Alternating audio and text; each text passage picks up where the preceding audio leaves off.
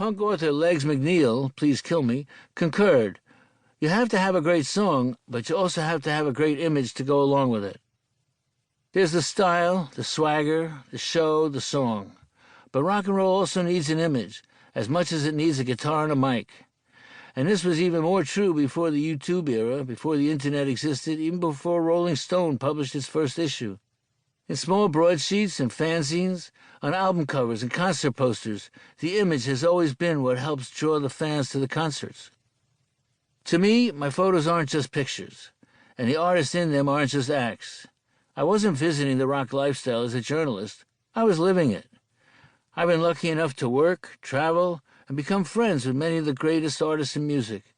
They became my extended family, my wonderful, crazy, wildly creative, and sometimes dysfunctional extended family. Like any family, we've had our ups and downs, experienced one another's triumphs and tragedies, and attended one another's weddings, birthday parties, and funerals. I've lost some of my most inspiring friends, John Lennon, Joe Strummer, Giorgio Gomelsky, Joey Ramone, so many, too many. But I made new ones as well, Billy Joe Armstrong, Supla, Jesse Malin, the unofficial mayor of the Lower East Side. Because these people are my family, my stories about them aren't the usual ones. I know them as wildly talented, three-dimensional, and often perfectly ordinary people. My career has given me an intimate perspective that I hope comes through here. I reflect on taking the first photos of John and Yoko's baby, Sean, going shopping with Tina Turner, and watching her cook dinner for her kids, sitting at the bar in CBGB with Johnny Rotten right after the Sex Pistols had broken up. And I'll never forget Debbie Harry kissing me on New Year's Eve in 1979 in Glasgow. All the time I hear from young people, I want to follow my dream. In right place, right time, I'll share what following one's dreams means to me. It means believing in yourself, giving up security, and taking chances. It means getting out there and living your life loudly. My own dream was simple. I wanted to take good pictures, to go to interesting places, and meet fascinating people. Someone once asked me and Malcolm McLaren, the manager of the Sex Pistols, how we had planned for our success. We both said, "Plan?" Malcolm summarized this attitude well. When you go to sleep at night, you have plans for the next day. The next morning you wake up, the phone rings, and your plans change. You make the best of the day, every day. It takes courage to live like that, every day unplanned, with unexpected turns. But you have to do it if you want to follow your dreams. It's a matter of being in the right place at the right time, and then you have to do the right thing. That isn't something you can plan. You have to follow your instincts and try not to second-guess yourself. That is how I've always lived my life.